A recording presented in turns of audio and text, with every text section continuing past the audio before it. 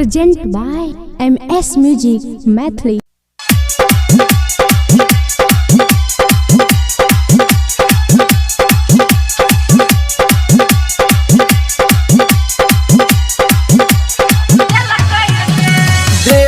छोड़ी तोरा भेलियो हम घायल गोर में लगाइन अच्छा गोल्ड वाला पायल देख के छोड़ी तोरा भेलियो हम घायल गोर में लगाइन अच्छा गोल्ड वाला पायल बोल न तोरा के दिलकाओ गया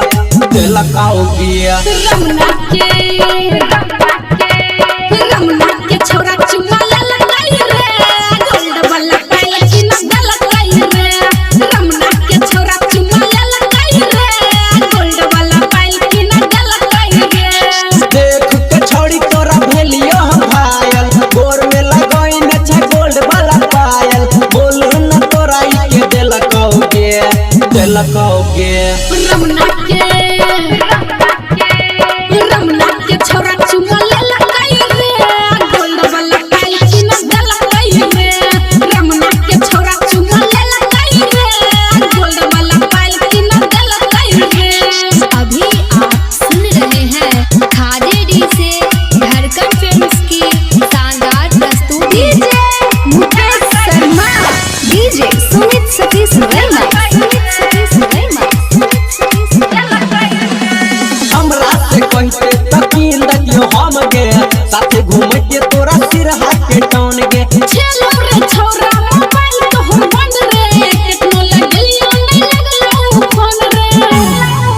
देखे हमरा से कहते तकीन दतियो हम गे साथे घूमे के तोरा सिर हाथ के टाउन गे चलो रे छोरा मोबाइल तो हम बंद रे कितनो लगलियो नहीं लगलो फोन रे जेकरा पछे लई हमारा भरोसा जेकरा पछे लई हमारा भरोसा वेहे साला धोखा दिलकाई रे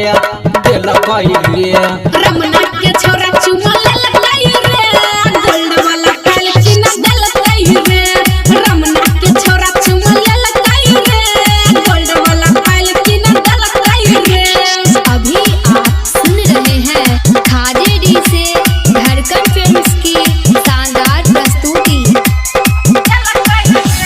DJ सुमित सतीश वर्मा,